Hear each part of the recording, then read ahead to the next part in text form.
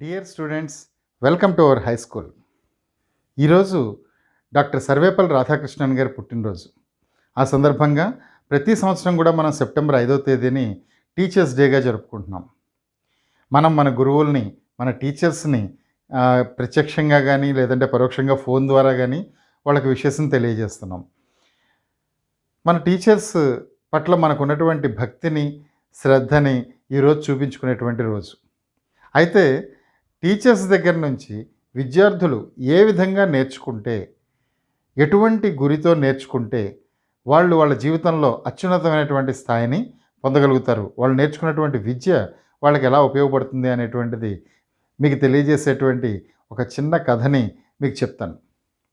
పూర్వకాలంలో దక్షిణ భారతదేశంలో ఒక యువకుడు ఉండేవాడు. ఆ యువకుడికి అనేక రకాలైనటువంటి విద్యలు నేర్చుకోవాలని కోరిక. అన్ని రకాల విద్యల్ని రకరకాల గురువుల దగ్గరికి వెళ్ళి నేర్చుకున్నాడు. అన్ని శాస్త్రాల్లోనూ పాండిత్యాన్ని సంపాదించాడు. అన్ని రకాలైనటువంటి విద్యల్ని అతను నేర్చుకున్నాడు.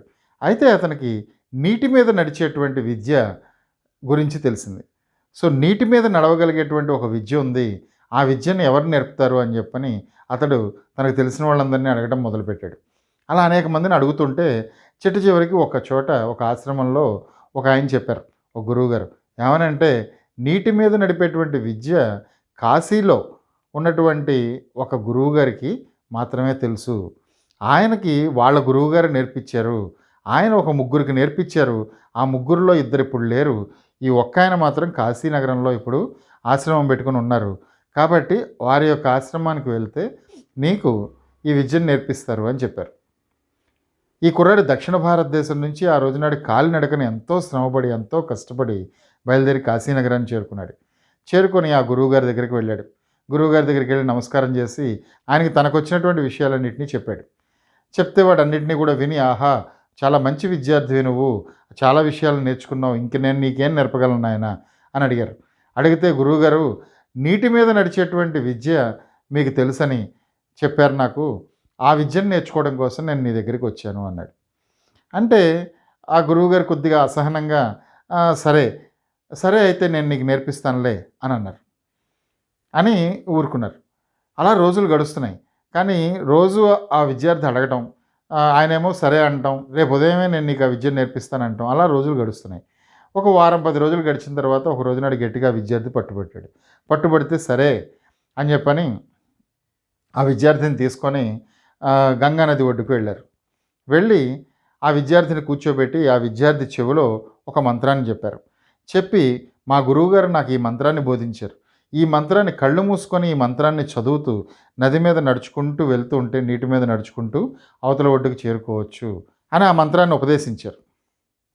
ఆ ఉపదేశం విన్నాక ఆ విద్యార్థి లేచి నుంచుని గురువుగారికి సాష్టాంగ ప్రణామం చేసి ఆ మంత్రాన్ని కళ్ళు మూసుకొని జపిస్తూ ఆ మంత్రాన్ని కళ్ళు మూసుకొని జపిస్తూ ఆ నీటి మీద అడుగు వేశాడు. అంతే, ఆశ్చర్యం, నీటి మీద అతను మునిగిపోకుండా తేలసాగాడు.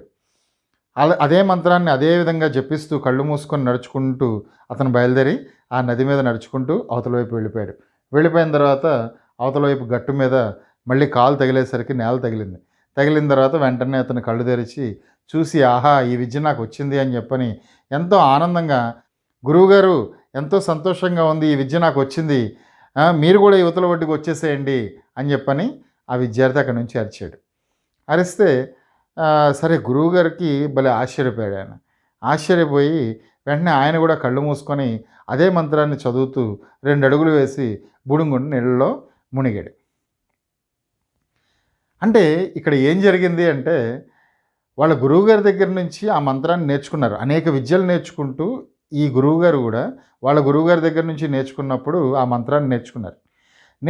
కానీ నీటి మీద నడవడం ఏంటి, నీటి మీద నడవడం ఏమన్నా సాధ్యం అవుతుందా, ఇది అసాధ్యమైనటువంటి దానికి సంబంధించిన విద్య కూడా ఒకటి ఉంటుందా, ఇది కేవలం అభూత కల్పనేలే అని, అంతేకాకుండా నీటి మీద ఒకవేళ నడుస్తూ దాన్ని ప్రయోగించిన మంత్రాన్ని నేను ఎక్కడ మునిగిపోతానో అని గురువు చెప్పిన మంత్రం మీద పూర్తి స్థాయి నమ్మకం లేకుండా ఆయన ఆ విద్యను నేర్చుకున్నారు. అందువల్ల ఆయన ఎప్పుడూ ఆయన జీవితకాలంలో ప్రయోగించలేదు. అందువల్లే దాన్ని ఎవరికి నేర్పడానికి కూడా ఆయన ఇష్టపడలే. ఈ విద్యార్థి అడిగినప్పుడు కూడా ఆయన ఎంతో అసహనాన్ని ప్రదర్శిస్తూ కొన్ని రోజుల పాటు దాటేయడానికి కూడా కారణం అదే. తనకు ఆ విద్యను నేర్పినటువంటి గురువు మీద ఆయనకి ఆ నమ్మకం లేదు. ఆ మంత్రం ఫలిస్తుంది అనేటువంటి నమ్మకం లేదు. ఆ నమ్మకం లేకపోవడం వల్ల ఆయన ఏం చేశాడు, దాన్ని ఎప్పుడూ ప్రయోగించలేదు. కేవలం మంత్రం తెలుసుకున్నాడు అంతే. అందువల్ల ఆ గురువు మీద నమ్మకం లేకపోవడం వల్ల అతనికి ఆ మంత్రం ఫలించలేదు. ఆ శిష్యుడున్నాడు.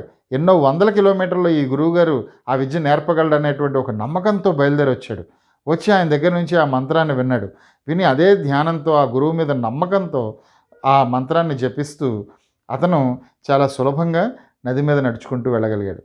సో, ఇక్కడ మనం అర్థం చేసుకోవాల్సింది ఏంటంటే, గురువు నేర్పేటువంటి విద్యలో కంటే గురువు పట్ల మనకు ఉండేటువంటి నమ్మకం, గౌరవంలో ఎక్కువ విలువ ఉంటుంది.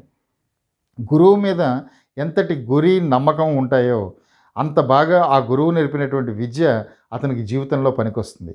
కాబట్టి my dear students and friends, మీ జీవితంలో మీరు నేర్చుకున్నటువంటి విద్య అద్భుతంగా ఉపయోగపడాలి అంటే మీకు విద్య నేర్పేటువంటి ఆ గురువుపై అంతటి నమ్మకాన్ని, భక్తిని, గౌరవాన్ని ఉంచండి.